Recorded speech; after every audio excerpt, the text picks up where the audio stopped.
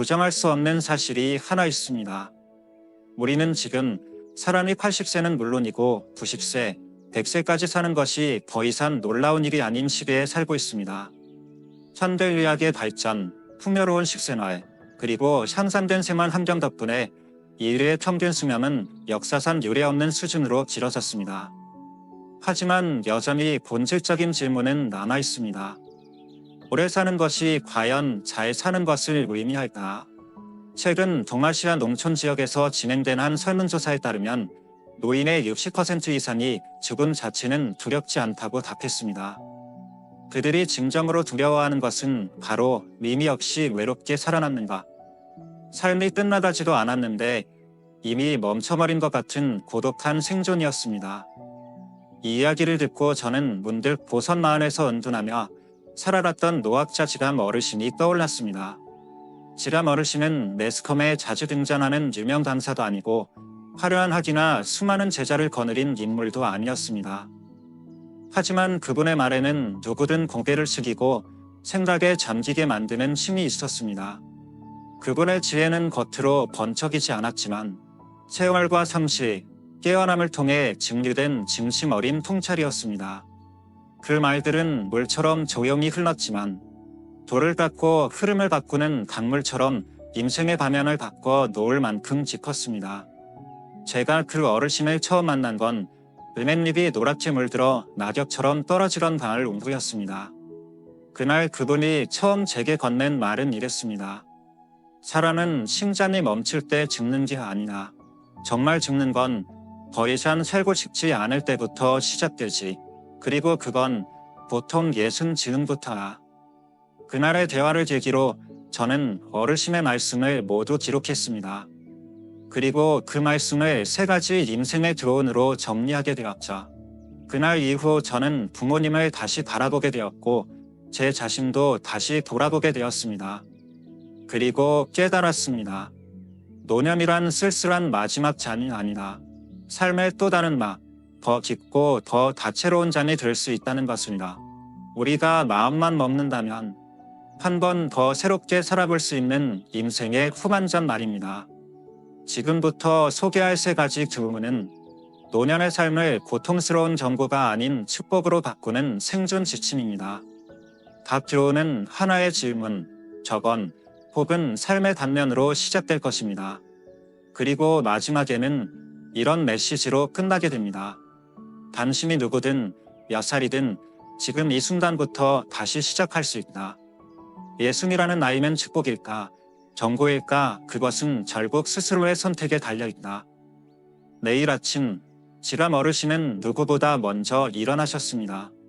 보선산 너머로 해가 떠오르기도 전에 조용히 차를 우리고 마치 의식처럼 길란잎으로 데운 물로 얼굴을 씻고 안뜰의 보리수나무 위에 내려앉은 아침 이슬을 바라보며 마루에 앉아 계셨죠. 제가 어르신 조금 더 주무셔도 되지 않으세요? 라고 물었을 때 두 분은 긴글에 웃으시며 이렇게 말씀하셨습니다. 이 나이가 되면 말이야. 잠보다 소중한 게 눈을 떴다는 사실이란다.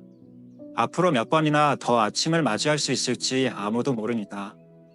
어르신은 60이라는 나이를 임신의 삼거리에 비유하곤 하셨습니다. 야만으로 가득 찼던 중년은 지나가고 죽음을 기다리기엔 아직 이르며 그저 습관처럼 살아가기엔 너무도 아까운 시간. 그때 인간은 3갈래 길 앞에 서게 됩니다. 과거의 습관을 그대로 반복할 것인지, 체력과 마음이 무너지는 대로 내버려 둘 것인지, 아니면 방향을 바꾸어 더 깊고 깨어있는 삶을 다시 시작할 것인지.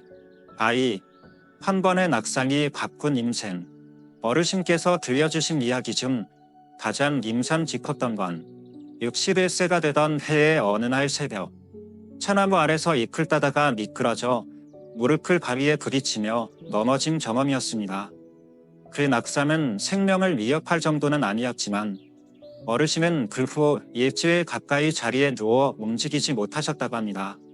그리고 그 시간 동안 육체의 고통보다도 더 큰 허무감과 마주하게 되었다고 하셨죠. 그때 처음 깨달았지. 이렇게 사소한 사고 하나가 나를 무기력하게 만들 수 있다는 걸. 아픈 것보다 더 무서운 건 쓸모없다고 느껴지는 순간이더구나. 그 낙상 이후 어르신은 결심하셨다고 합니다. 나는 나이 들어가는 증기를 너무 늦게 시작했다.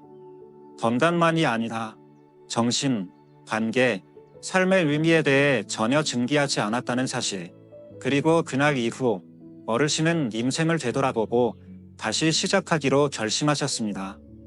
젊어지기 위해서가 아니라 더 제대로 살기 위해서 말이죠. 초60 몸과 마음이 교차하는 계절. 인간의 몸은 하나의 정원과도 같습니다.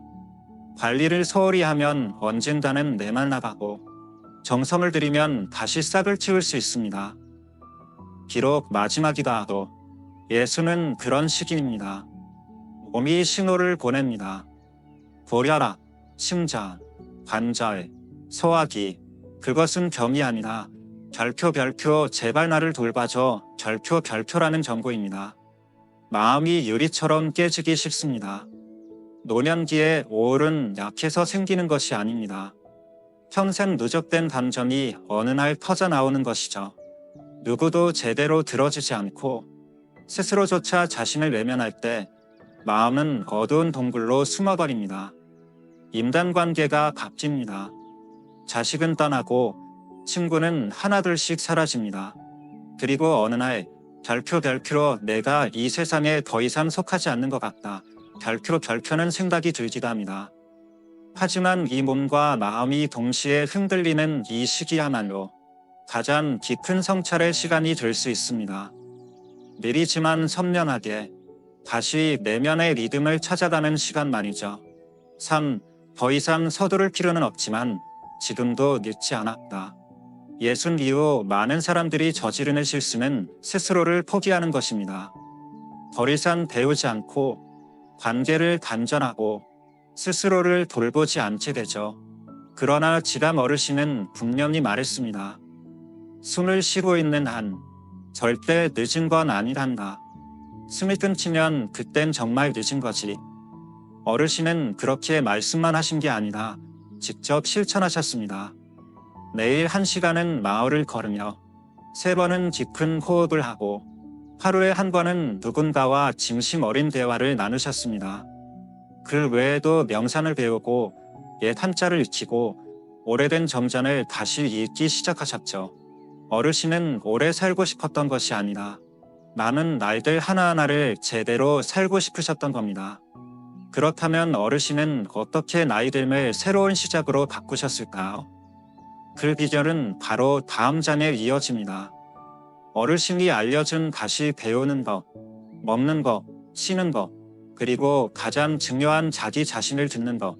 많은 사람들은 평생을 떠돌다 결국 가장 소중한 것이 바로 부엌 한참, 이른 아침 첫 저녁, 그리고 오후에 바람 소리에 있었다는 걸 깨닫는다. 지담 어르신은 이렇게 말씀하셨습니다.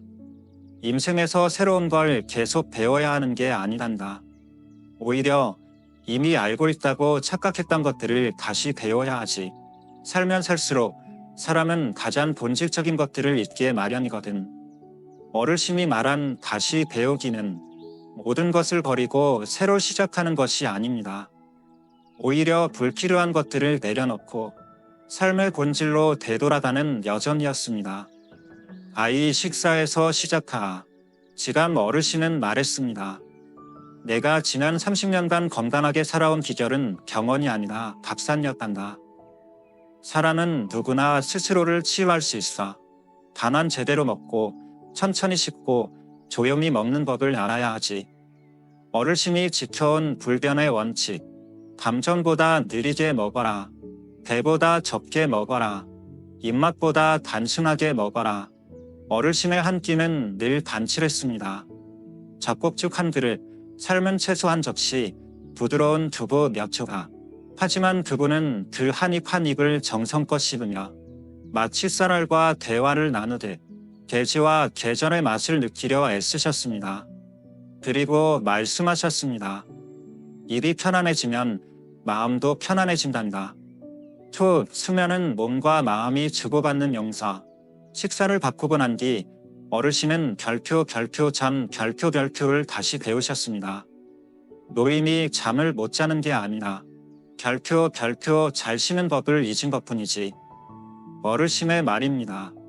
밤 7시 이후엔 휴대폰을 멀리하고 부정적인 뉴스는 끄고 무거운 대화는 피하며 고서 몇 페이지를 읽고 바람 소리에 맞춰 천천히 숨을 쉬다 보면 마치 갓난아기처럼 잠이 들곤 하셨습니다. 늙어서 필요한 건 많은 수면이 아니라 제때 제자리에 제 마음으로 자는 것이랍니다. 어르신의 방에는 아무것도 없습니다. 대나무 자리, 야른 베개, 약간의 침연나무 향기. 하지만 들 공간에 들어설 때마다 웬만한 고급 호텔에서도 느낄 수 없는 진짜 휴식의 기운이 가득했죠. 산 말하는 법을 다시 배우다. 적게 말하고 깊게 듣는다. 사람은 나이가 들수록 푸념을 늘어놓고 젊은이보다 자신이 더 많이 안다는 듯 말하게 됩니다. 그러나 지람 어르신은 정반대였습니다. 더 많이 듣고 더 많이 묻고 덜 말하고 말할 땐 단어 하나하나에 정성을 담으셨습니다. 말은 기운이란다. 맞게 쓰면 치유가 되고 틀리게 쓰면 몸까지 해치지. 어르신은 이렇게 가르쳐 주셨습니다. 조언을 하기 전에 충분히 질문하라. 이루하지 못할 말은 하지 말라. 짧게 말하되 오래 남게 하라. 그래서일까요? 어르신의 입을 여실 때면 관아는 조용해지고 모두가 숨을 죽인 채 귀를 기울였습니다. 그분의 연륜 때문이 아니라 그 말이 삶을 통째로 들고 나온 듯한 무게를 지녔기 때문이었죠. 사 걷는 법을 다시 배우다. 어느 날 제가 물었습니다. 어르신, 비가 오거나 더워도 매일 산책하시네요. 네, 그렇게 꾸준히 하세요. 그분은 미소 지으며 대답하셨습니다. 두 발이 땅을 딛고 있는 한, 난 아직 이 세상에 속해 있는 거지니. 어르신에게 별표 걷는 건 운동이 아니라 의식 별표이었습니다. 어디로 가기 위해 걷는 것이 아니라 지금 여기에 머물기 위해 걷는 것. 한 발을 내디디며 숨을 들이쉬고 고마워, 딴이여. 또 한 발을 내디디며 내쉬며 나는 아직 살아있구나 하고 중얼거렸습니다. 그렇게 첫걸음부터 다시 살아가는 법을 배우셨던 겁니다. 속도를 늦추자 비로소 나무가 보이고 새소리가 들리고 잊고 있던 나 자신도 보였습니다. 하지만 어르신의 배움은 여기서 끝나지 않았습니다. 그분은 한때 자신의 인생 그 자체였던 것들까지도 내려놓는 법을 배우셨습니다. 그것을 어르신은 별표 전달의 예술 별표이라고 불렀습니다. 그리고 그것이 바로 다음 장에서 다룰 이야기입니다. 후회 없이 떠나기 위한 마지막 배움. 놓을 줄 아는 사람은 이해한 사람이고 아픔 없이 놓을 수 있는 사람은 이미 자유에 다다른 사람이다. 인생이란 결국 모으는 여정입니다. 재산, 지위, 명예, 신념, 그리고 타인에 대한 지뢰까지. 그러나 예순 이후 진정으로 필요한 건 붙잡는 것이 아니라 넘겨주는 것입니다. 그리고 넘기기 위해선 먼저 놓는 법을 배워야 하죠. 지람 어르신은 이 시기를 정심의 정화라고 부르셨습니다. 저울이면 낙엽을 떨어뜨리는 궁목처럼 그것은 약해서가 아니라 다시 피어나기 위한 증기입니다. 젊음이 축적의 시간이라면 노년은 가벼워지는 시간, 평온해지는 시간이어야 합니다. 아이 권한을 내려놓되 염연력을 잃지 않는다. 잔남이 집안과 토지를 관리하겠다고 했을 때 지람 어르신은 아무 말도 하지 않으셨습니다. 그러고는 일주일 후 가족을 모두 불러 뜻밖의 선언을 하셨습니다. 이제부터 모든 문서와 결정은 내가 전적으로 처리해라. 다만 아버지에게 물어는다. 아버지가 통제하고 싶은 게 아니라 아직 믿음을 받고 있다는 그 느낌이 필요해서다. 권력을 놓는다는 건 사라진다는 뜻이 아닙니다. 오히려 더 깊고 단단한 존재감으로 남는 법이죠. 어르신의 말씀입니다. 노인은 명령하는 사람이 될 필요는 없다. 의견을 물어주는 존재가 되는 것만으로도 충분하다. 그것이 바로 어르신에게는 존재의 위안이었습니다. 또 기대를 놓아야 사람이 상처가 되지 않는다.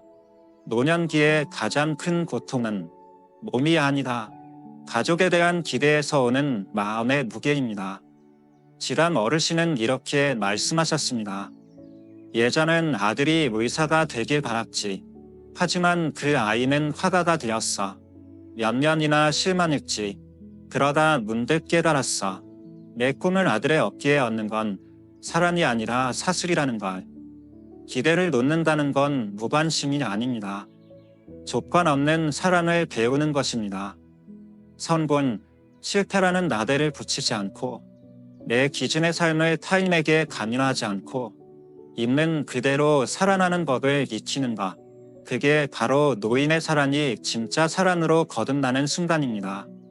산 기억을 놓아야 천재가 보인다. 노년은 늘 두 가지 기억의 실환입니다. 돌아갈 수 없는 찬란한 순간, 그리고 지울 수 없는 깊은 상처. 지람 어르신은 과거를 부정하지 않았습니다. 하지만 그 속에 살지도 않았습니다.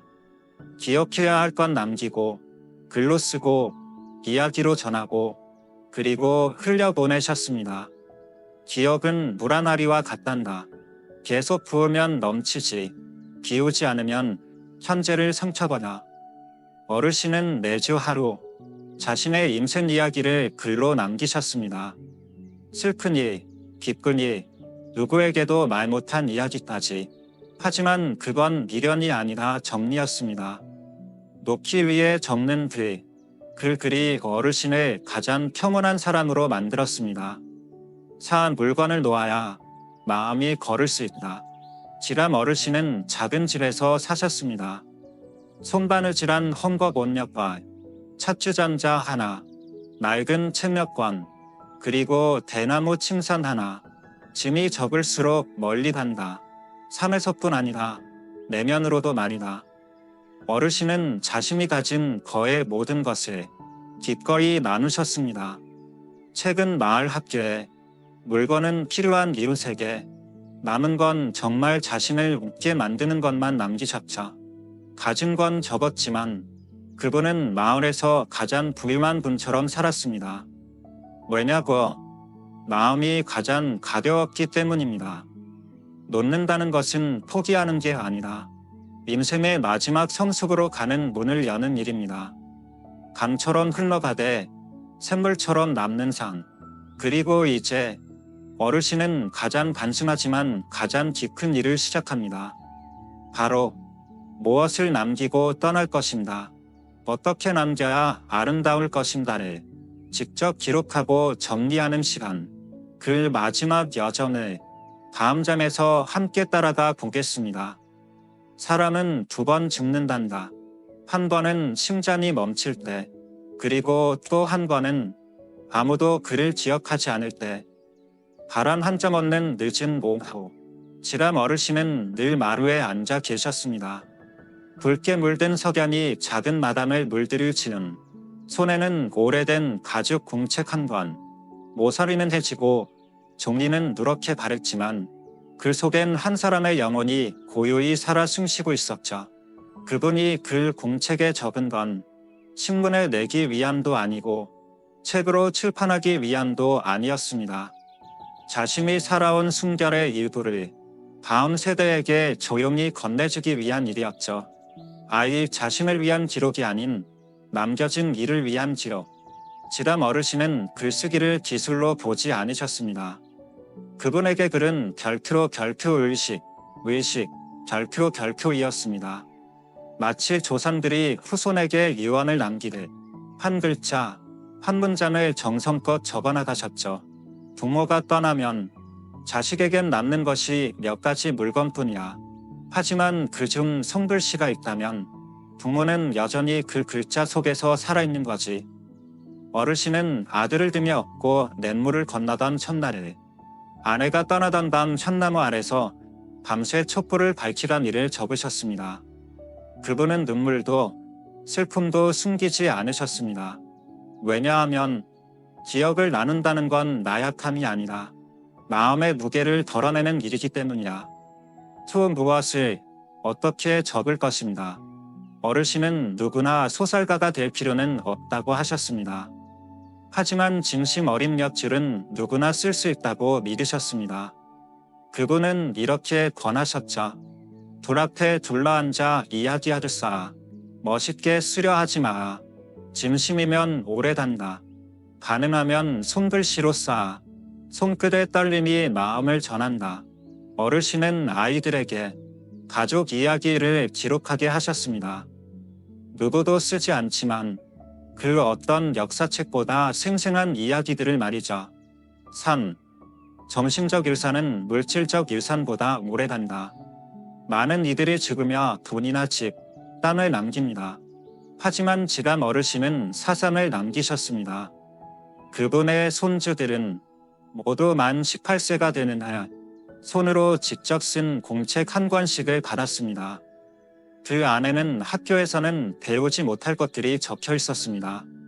사람을 보는 눈, 예의를 지키는 법, 물러설 때와 나아갈 때를 아는 법, 재산은 나누면 줄지만 기억은 나누면 불어난단다. 마지막 꿈속의 단보. 제가 언젠가 조심스레 물었습니다.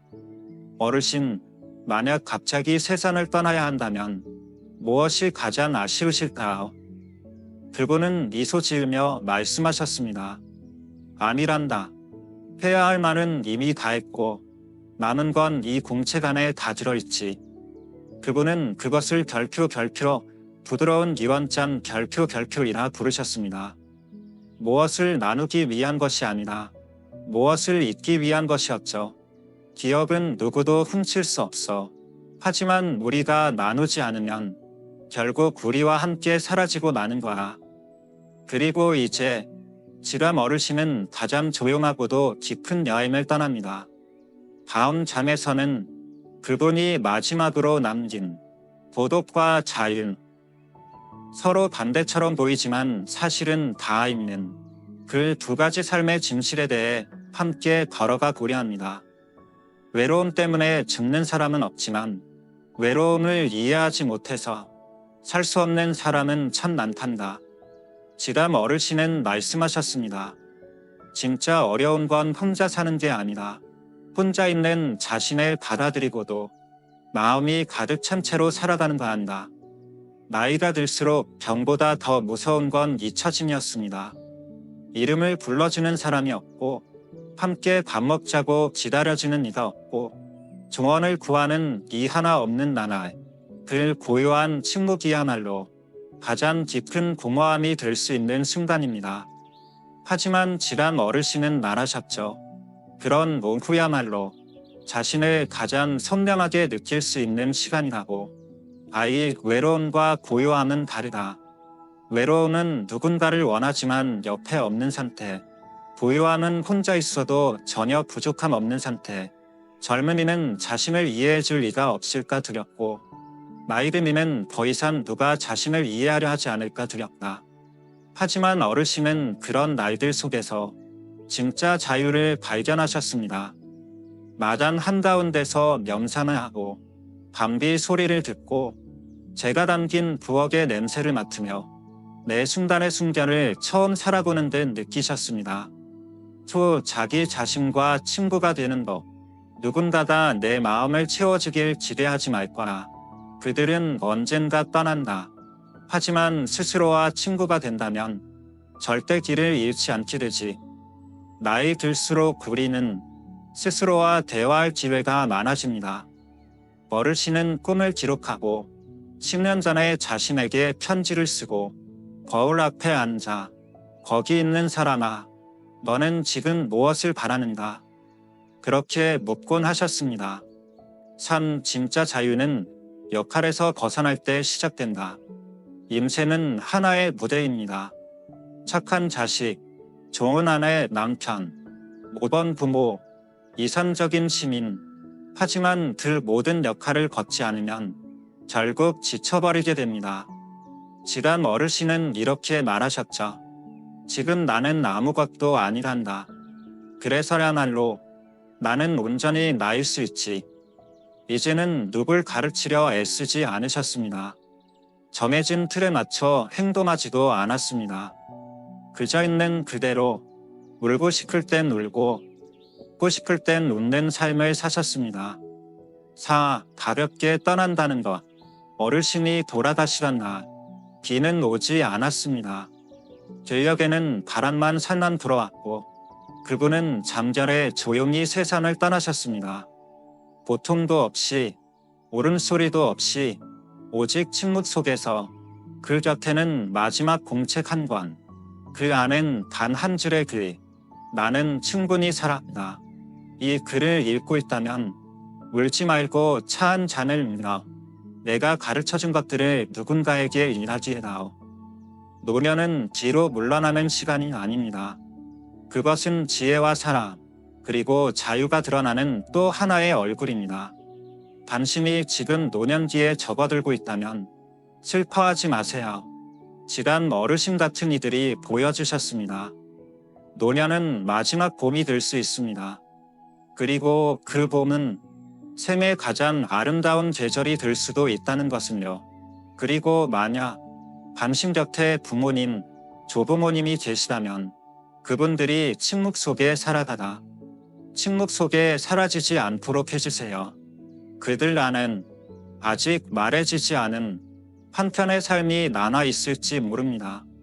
놓고 들어주고 기록하세요. 그건 단지 사람의 심리가 아니라 우리가 우리 자신을 잊지 않게 해주는 가장 확실한 방법입니다.